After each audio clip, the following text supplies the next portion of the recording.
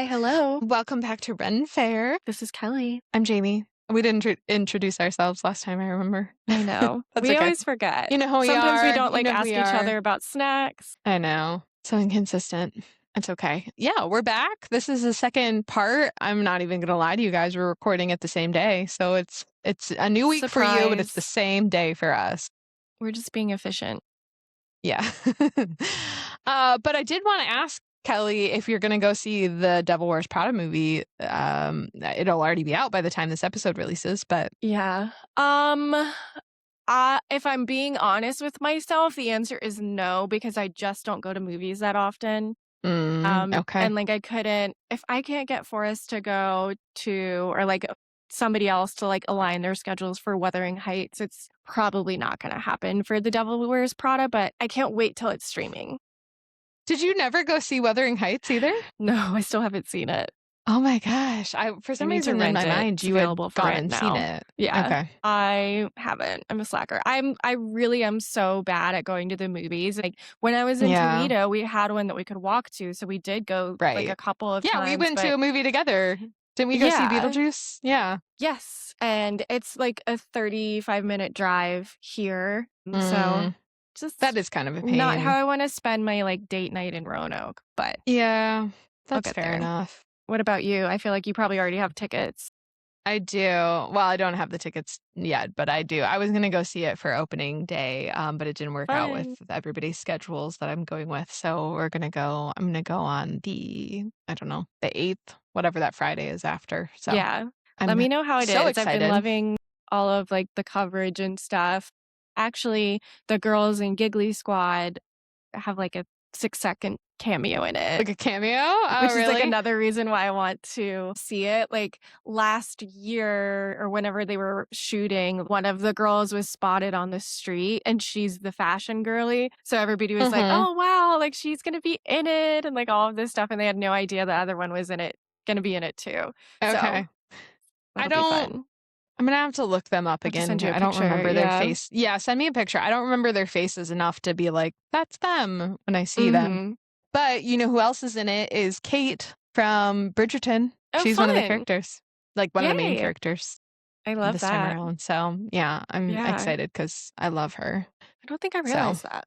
How exciting. Yeah, I didn't either until I started seeing some of the trailers and then I saw that she was in it. She's pretty significant, a pretty significant character, it looks like. So yeah. I'm very excited. I'm so excited I love Anne Hathaway. See exactly Anne Hathaway and Emily Blunt, older and, further in their careers and stuff. Good it's going to be so cool. They look so good. It's ridiculous. The outfits just all day long. I've been looking at them. I love it. Up. Yeah.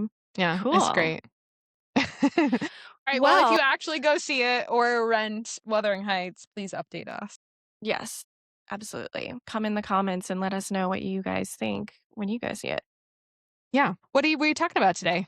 We're talking about another fabulous woman named Françoise Gilot. She was a French, obviously, painter, an author, a fashion designer, a professor, and the one woman who ever left Picasso. How fitting. Or being into fashion in our discussion. Yeah, it's really cool. And she's mostly an artist, but she does do fashion and costume design as part of her trajectory. So she had a 8-decade career that produced over 1,600 paintings and 3,600 works on paper. And it's probably would be a higher count if there were a few instances throughout her life that she lost some of her work. Okay. So she did have a pretty steady relationship with Picasso, who was kind of known to be a little bit of a womanizer early on in her career. But like I said, she was the only one who left him ever, and then spent the rest of her life having to prove that she wasn't his protege or anything like that, that she didn't need his name attached to her to be successful. So it's going to be fun. That's disappointing. Yeah. But I feel like it's going to be fun. We'll talk about it. It works out in her favor. Okay. No, it's all good. So we'll talk about kind of her childhood, because I do think it really set her up in a lot of ways to be as successful as she was, talk about some of her most famous art pieces. Obviously, we'll get into the Picasso drama a little bit, but really just try to honor her legacy that she really kind of worked so hard to build on her own. So her full name is Marie Françoise Gilot, and she was born in November 26th in 1921 in a suburb in Paris. November 26th. Is she Sagittarius. a Sagittarius? Okay, got it. And we'll see throughout her life this themes of that kind of independence and wanderlust and just ongoing Mm, expansion. That's those very Jupiter and Sagittarian energy. So we'll see a lot of that show up throughout her life. okay. All right. She was an only child of Emile Guillot, who was an agronomist and a chemical manufacturer. So I'm guessing he was like Hmm. into what's the Like word? Forrest is gonna kill me. agriculture chemicals? Yeah, like fertilizer. That's the Yeah, word. yeah. I gotcha. I love And what was his first name again? Amelia? Emile, Emile. I love that name. Emile, Emile, I think. And then That's cool. Madeline Renaud Guillot was his Love mother. Madeline too. Yeah. Great names. And her family was like pretty distinguished on both sides. Her paternal grandmother descended from a family who ran a couture fashion house with the Empress Eugenie, Damn. wife of Napoleon. Look at Was her. among the clients. And then Okay. on her mom's side, her maternal great grandfather was an engineer who was involved in the construction of the Suez Canal. Wow. So, like, big names, probably a good amount of money. So, her father, Emile, was a pretty authoritarian figure who had high expectations with her because she was the only child. So, he just really wanted her to be successful. So, he pushed her athletically. He really fostered her intellectual development from a very young age by tutoring her at home, all that kind of stuff. She was born left handed, which at that Oh, time is a not so lefty. great, not so Yeah, I good. know. So he even demanded that she learn to use her right hand, Yeah. which obviously she became ambidextrous, which ended up actually probably helping her in her art. So Interesting. historians and museum texts often note her ambidexterity as something that may have contributed to her strong sense of structure and balance within paintings because she Hmm. could technically really have the same movement instead of trying to do the movement, with another, Right. and at another angle. So they Interesting. suspect Okay. that that was like maybe helping her because Huh. obviously her both sides of her brain are activated. She can use both hands, all that kind of stuff. So Right. that's really interesting. That is a fun fact. Yeah. So by age 6, like I said, she's really smart. She knows all about like Greek mythology. By 14, she's reading all kinds of like Edgar Allan Poe and complex literature. So she is really well-rounded, but her love is really in art. So at age 5, she was kind of like eavesdropping on a party at her grandma's house, and this really fabulous man in like a cape and polka dot tie arrives and like the grandma these beautiful flowers, and he's just got such interesting energy that she's like mesmerized by it. And so after the party she asks her grandma who it was, and it was the painter Emile Marais, and she instantly declared that she too would be a painter someday. Interesting. He had the um same first name as her dad. yeah, I don't know if that was like a I common love the name back name. then, but yeah, Yeah, just French, I guess. just French. What are you gonna do? So her mom does begin tutoring her in art because she can also do art. And they start with English watercolors and India ink. Her mom was not really into pencil work, so Francoise never actually really gets into it either. Hmm. So mostly she ends up with like, oils and ceramics and things like that. She started taking formal weekly art lessons with her mother's former teacher and stays there for 6 years. Also in her childhood, she develops her first muse in her bestie. So she has a Oh, friend named Genevieve. She was Catalanian, or she's from Catalan and has like these hmm. really classic, like Greek dark features. And so her image, from a very young age is like part of her paintings. And she paints her like over and over again throughout their Oh, that's careers cute. because they stay pretty close. So that's really cute. She would also kind of like summer in the countryside, I guess. And she got to interact with a post impressionist etcher named Jacques Baudelaire in Provence. And so she had really early access to like professional artists and artistic conversation. So she Yeah. really, because like the state of her family and just the things that they were into and the connections that they have, were really able to nurture the artist in her. But her dad still made her go to college. By 17, she completes her baccalaureate in philosophy from the University of Paris. I Wow. never understand how European school works because that's so young for to be I called a don't think university, that's but I know it's like not the Oh, same. okay, gotcha. So it's like, it's just like a Unless she was just like ahead of her time, yeah, like I don't know. Maybe their that age. I mean, especially back then, I'm not sure how it was Mhm. different from however they talk about it now. So, Yeah. After that, she goes on to study at the Sorbonne and the British Institute in Paris and completes a degree in English literature from Cambridge. hmm, So she's super well rounded. yeah, But her art and literature. father's goal for her is for her to become a lawyer like him and specialize in international law for some What reason. year is this? In 1939. This is so early for like her family to be so supportive of her Mhm. having an education and a career. It's Yeah. just throwing me off a little bit. I think it's just that they were probably high society with their backgrounds and things that they, Especially like a had lawyer though, more opportunity. Yeah. I Yeah. don't know. Lawyers, they really want you to become lawyers.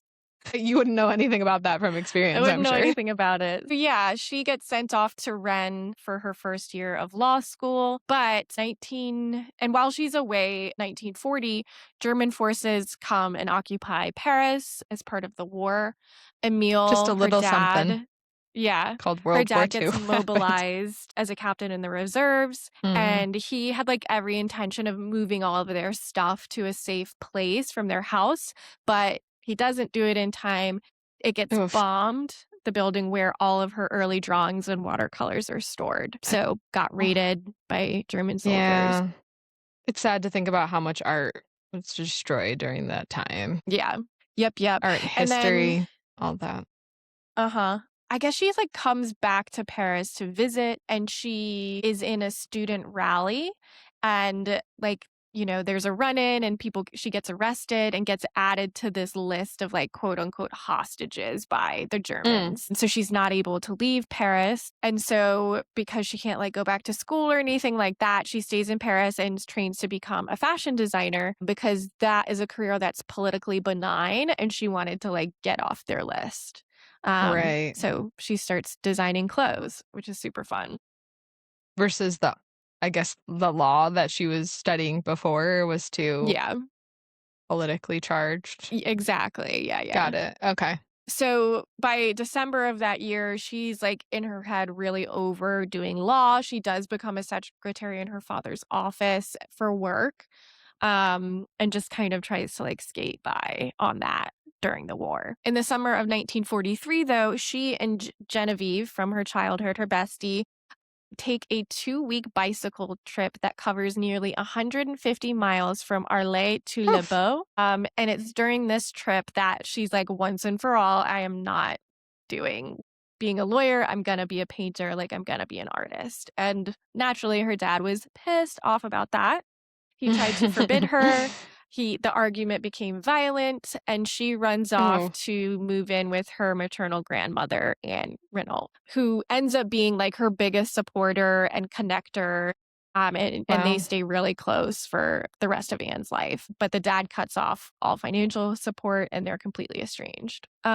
So she gets set up with private lessons by a Hungarian Jewish painter who is living as a fugitive in Paris and started Jeez. attending Oof. classes at the prestigious Julian Academy. So by May 1943, she has her first exhibit where she is doing a joint show with Genevieve, who is also an artist. Okay.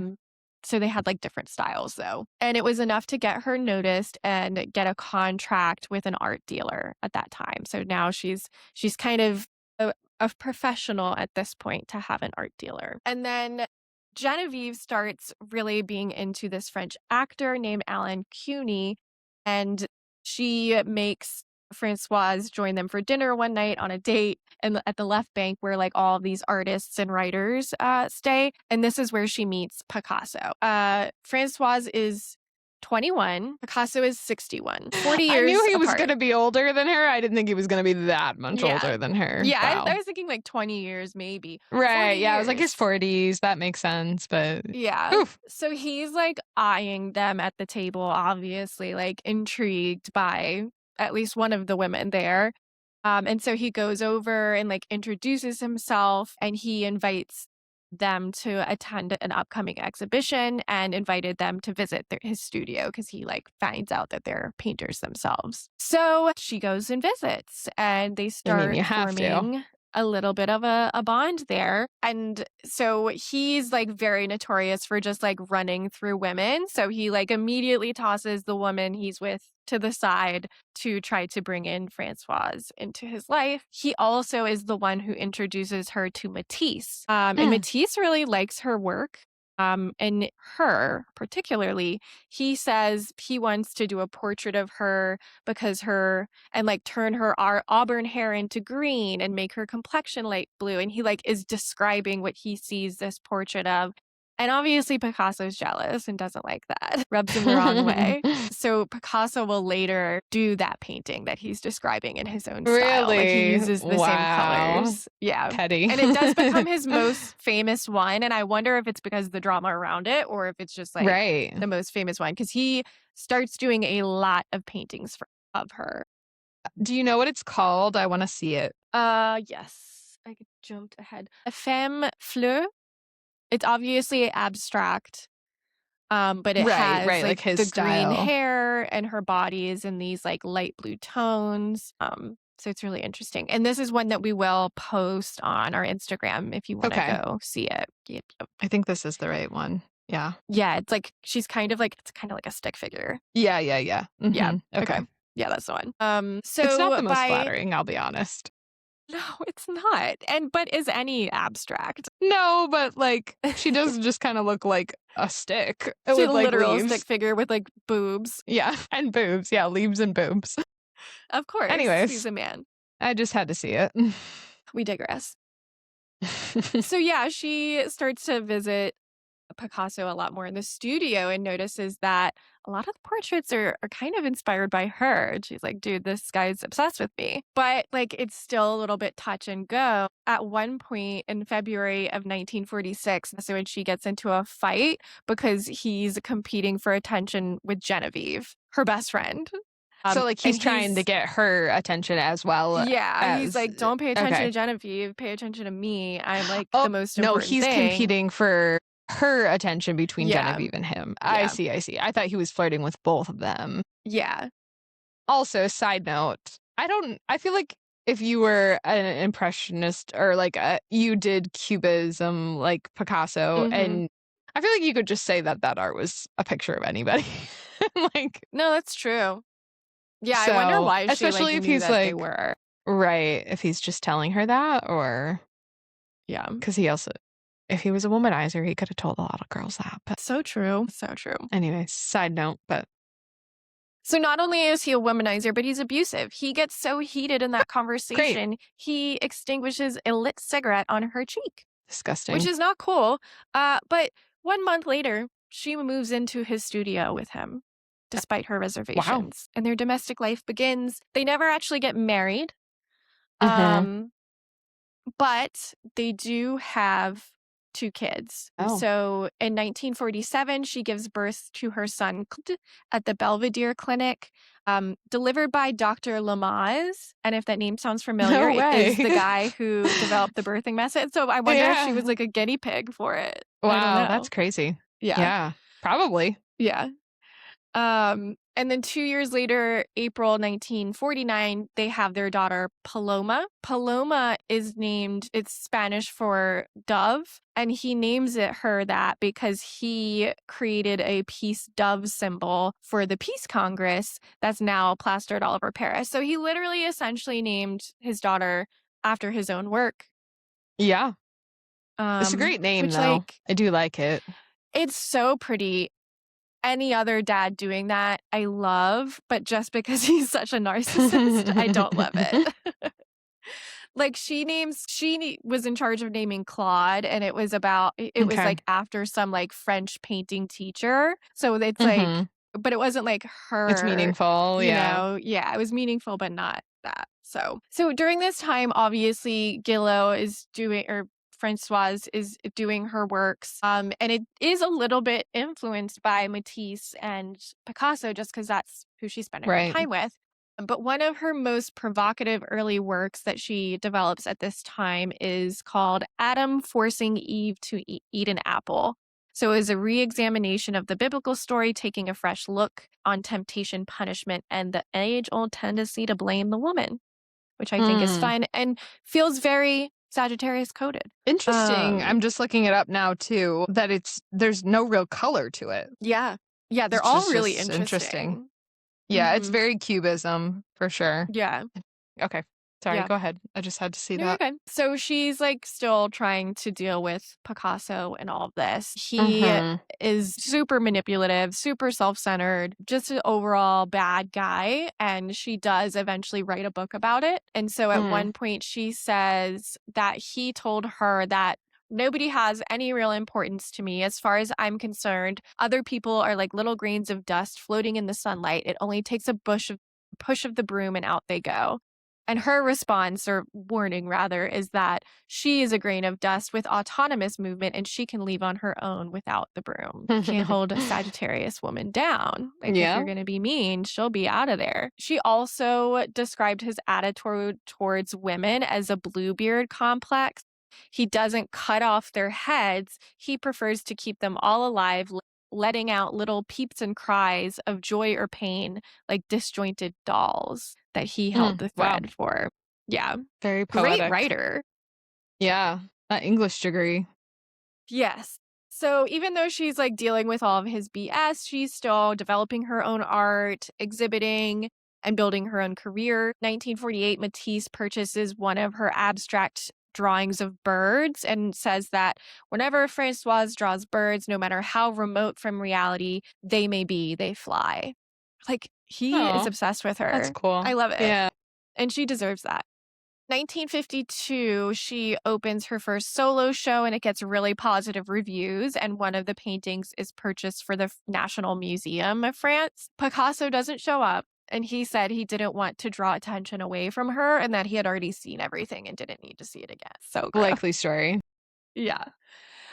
So same year, the relationship becomes so suffocating and she can't deal with him anymore. She decides to take Claude and Paloma back to Paris from their country home where they had been staying. He did try to like follow them briefly.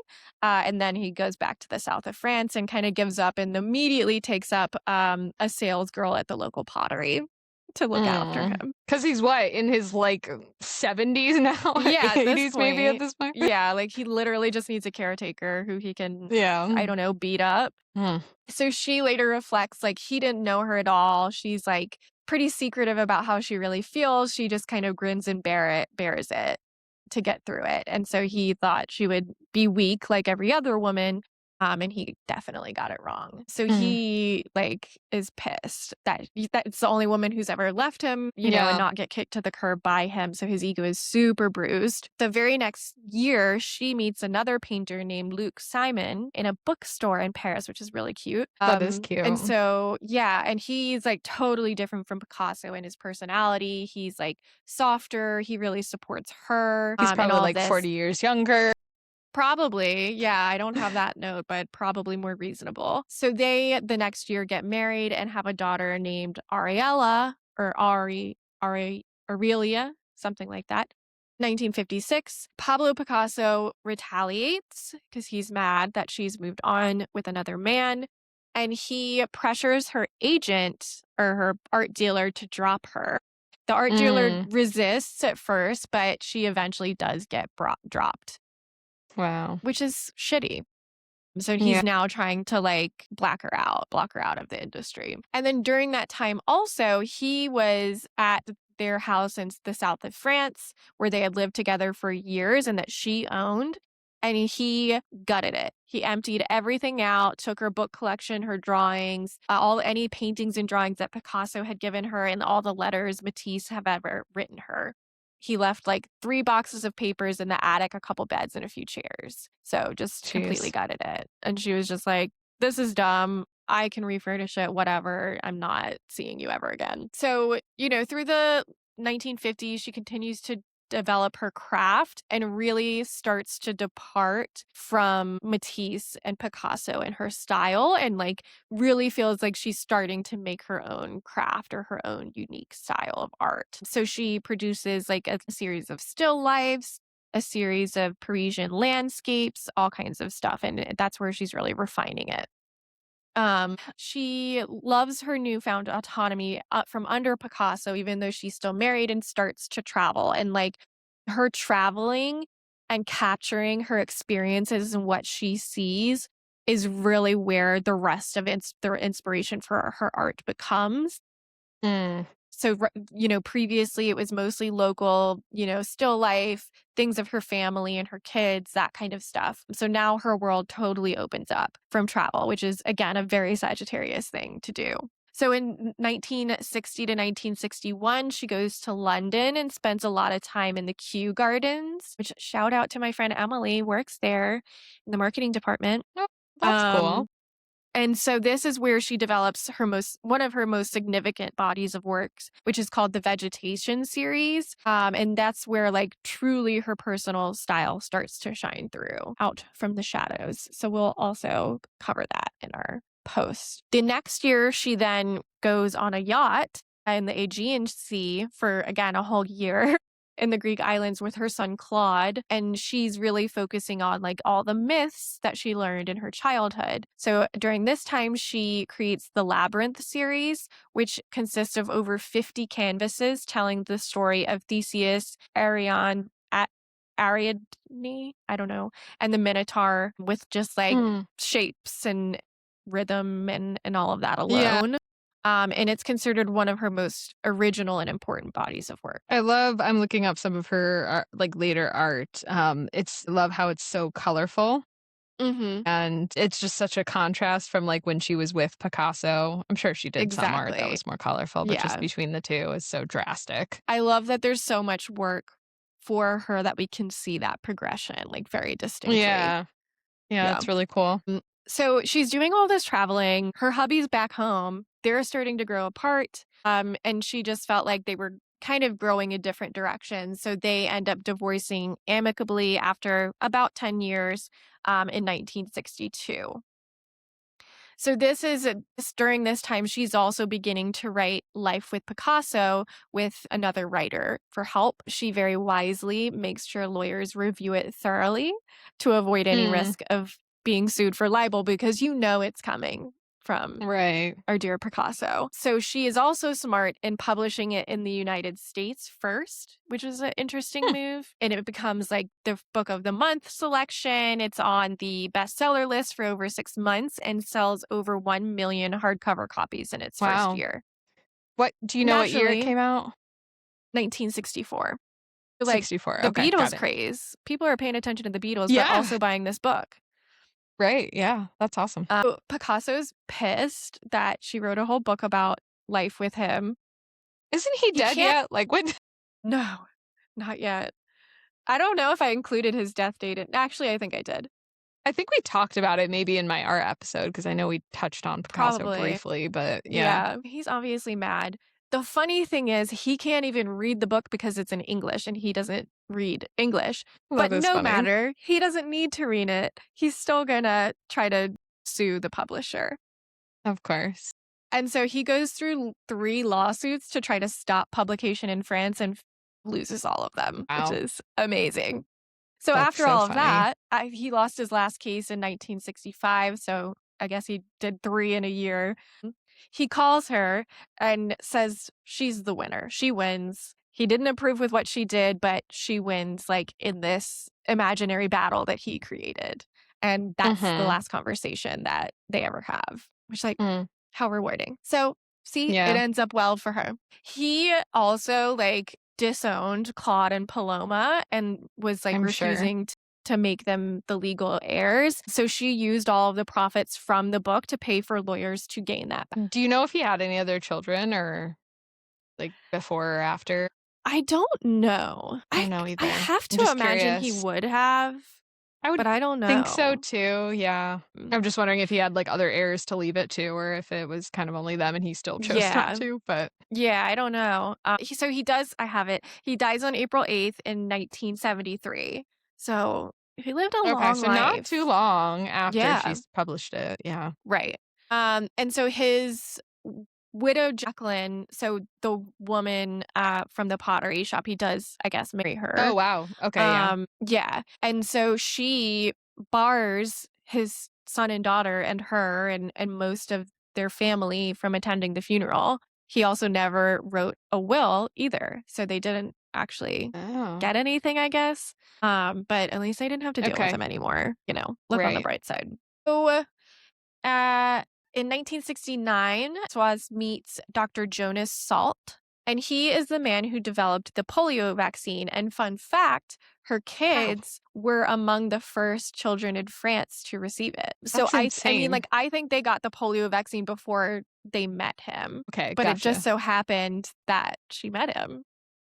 Wow. And so he's like obviously in science and she's an artist. And so they don't have a lot in common, but they really find common ground in their love for architecture and Hmm, just their personalities. So he follows her to New York in that October after meeting her, and then to Paris in December. But her independence maintains, and she goes to sail the Aegean Sea again in May of 1970 with her friends.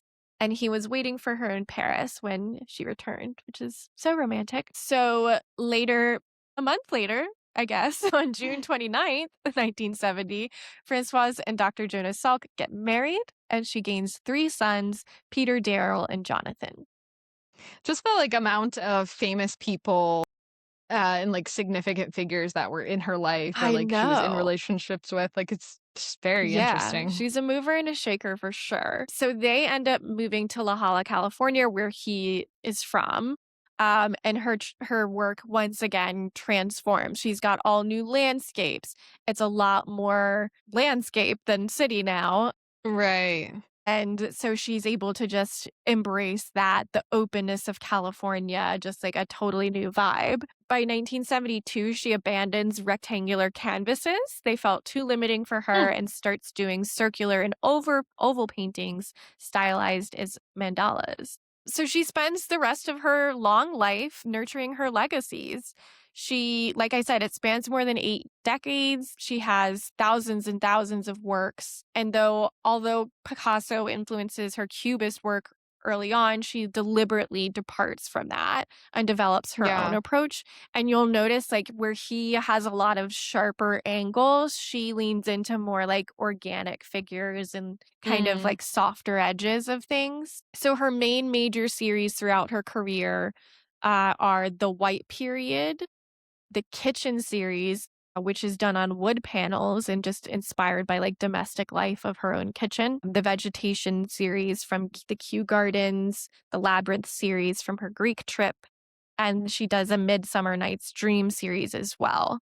ooh, And then those circular mandala paintings are also popular. Her works are held in permanent collections of more than a dozen of the major museums, including the Metropolitan Museum of Art and the Centre Pompidou in Paris. I don't know what that is in English. Um, usually I try to I don't know translate it, either. but in 2021, her 1965 painting of her daughter Paloma with a guitar is sold for $1.3 million at Sotheby's in London, and Wow. Sotheby's is, like, the biggest art dealer, I think. She also has significant careers in fashion design, like we talked about. I didn't cover it as much, but she, throughout her life, works with various theater companies and things like that to do costume design and all that kind of stuff. Mm, She also, gets into academia and becomes a professor. She also designs like stage sets and masks for production at the Guggenheim in the 80s and 90s. So she's like constantly busy, constantly evolving her work, constantly trying new things, which is so cool and just, again, such a Sagittarius thing to do. It's kind of crazy. In 1973, she becomes appointed as the art director of the Virginia Woolf Quarterly publication. In 1976, she joins the Department of Fine Arts at the University of Southern California, where she teaches courses for 8 years, 7 years. She also published not just Life with Picasso, but another book, Regard et son Masque, The Painter in the Mask. And I want Hmm, to say she did another one that talked about Picasso and Matisse, but I don't have it here. But I thought I just okay. read that recently, that she does another one like that. But the Painter in the Mask focuses on her own development as an artist, which is cool. I would love to Yeah, read that her is cool. books. I really want to look into one because even just those excerpts were so beautifully written. And she does stay with Jonas for the rest of his life, which is so it's the first, marriage that kind of sticks. In Yeah. June 1995, he undergoes a medical procedure, and she like rushes home from New York to take care of him. They have a nice little dinner, and then the next morning, she has to rush him to the hospital, and he dies from congestive heart failure. And 6 days later, they would have celebrated their 25th wedding anniversary. She had a long life too. Yeah. Yep. So wrapping a couple of things up, once she was once asked about like what attracted her to these extraordinary men like Picasso, the founder of the Mhm. polio vaccine, and she said, I think I'm just as interesting as they are. Lions mate with lions, they don't mate with mice. She's so That's iconic. funny. I love her. Yeah. And then when she was asked to explain her artistic philosophy in a single sentence, she says, I always knew what I wanted to say. It was how to say it. Mm. That was like the challenge, I guess. Like she Right, always knew right. what she wanted to do, but she was exploring how to do it. Yeah. And so she actually only died recently in June of 2023 at Wow. 101 years old, Wow. um, in a New York City hospital.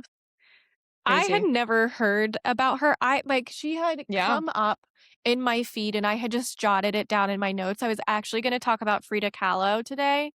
And then Ugh, I was like, well, let me also just love like Frida look into Kahlo. this because I feel like we all love Frida Kahlo, but we all probably like know a lot about her. Right. So I was thrilled. Like I chose this like 3 days ago and I've just been obsessed with it ever since. So she's my new favorite artist. I'm not That's so super into cool. abstract, but yeah, she is just such a good story of a strong woman, a talented woman, a determined woman, and like majorly expansive person. Yeah. I just like admire her spirit and will so much. That's so cool. Yeah, I'd never heard of her either. So this is my first time hearing her Hmm. story, but it's quite a story. Yeah, we love an Quite a life underrated she woman. had. Yeah. Yeah, that's really cool that you found So that. I like it. yeah, my plan is to share out a lot of her works that we mentioned, as well as the portraits Yes. of her, because I think that's also just interesting. So this will be a really good one for visuals, guys. So Yeah. go eat it up. Yeah. Check us out on Instagram at RenFare Pod. Mhm. I was looking at some of the photos of her when she was younger. She's very quintessentially French. Like Oh, she just she's looks so beautiful. Like, French. Yes. Yes. just, like, plain natural beauty. I Mhm. wonder what Genevieve looks like. I didn't look her up. Yeah, I didn't see anything about her or see any pictures of her pop up. It was mostly her Because Francois in her later life. yeah, I don't even know her last name to look it up right now. If I do, I'll share a pic or something. Yeah, include it. Because when she got introduced to Picasso, the guy introduced Genevieve as the beautiful one and Françoise as the intelligent one, Hmm, which, like, kind of mean, rude, but, like, but you okay. do also have to say your girlfriend's the beautiful one. But I think It was okay, okay. yeah, Still I not think great. she's probably also beautiful. I mean, I do think she's also beautiful, but I just thought that was funny. That is funny. Yeah. But yeah, that's all we got for today, Very this cool. week. I liked it. It's good topics. Thank you everybody for listening. If you want to leave us some comments and tell us what you want to hear next, we'd love to hear it. Or you can rate the show on whatever podcast platform you're listening to. There are our social media handles in the episode description. If you want to follow us, like Kelly said, there's a lot going to be going on Instagram for this episode, so feel free to come check us out there. And I think that's it. Otherwise, we'll come up with Yeah. something new and fun to talk to you guys about next week. Yeah. Remember, we're doing weekly now, so keep coming Yes. back. Yes, remember to check us out every week now on Fridays. And we'll talk to you guys next time. Toodaloo. Bye.